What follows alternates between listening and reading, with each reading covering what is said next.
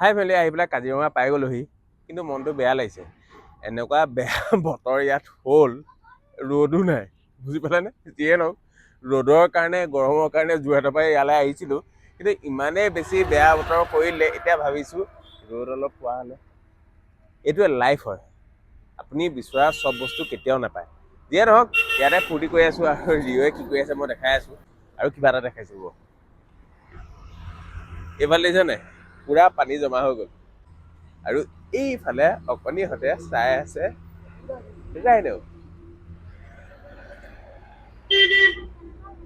এইফালে চোৱা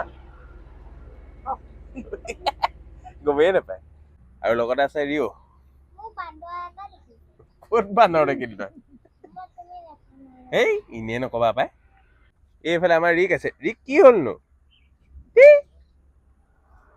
সি একো গম পোৱা নাই যিয়ে নহওক এইফালে চাওক না হৰিণা পহু আছে গৰু আছে আমাৰ নিজৰ জেগা বহুত আপোন জেগা যাক লৈ পেলাই আমি বহুত গৌৰৱ কৰোঁ কাজিৰঙা এইফালে প্ৰীতমো আছে কি কৈছা তুমি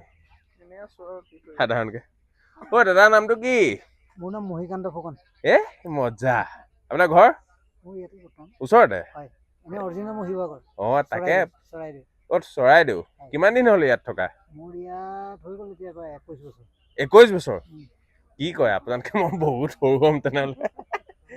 ৰিক কেনেকুৱা লাগিছে তোমাৰ এতিয়া 53 চলি আছে ন কিমান চলি আছে 53 হয় মোৰ 36 আপুনি আমাতকে বহুত পৃথিৱীখন দেখিলে অ' ৰাম এইজনলৈ দেখক অ'কে ফেমিলি ধুনীয়াকৈ ইয়াত ফূৰ্তি কৰিলোঁ আৰু এইফালে দেখিছে না একদম পুৰা বিজি হৈ আছে আৰু এটা এইফালে দেখিলি নহয় অ'কে তেনেহ'লে খানাটো খাই লওঁগৈ বহুত ভাল লাগিছে নিজৰ জেগাত আছোঁ অসমৰ গৌৰৱ কাজিৰঙাত আছোঁ ফ'ল' কৰিবচোন যদি পাৰে আহিছোঁ দিয়ক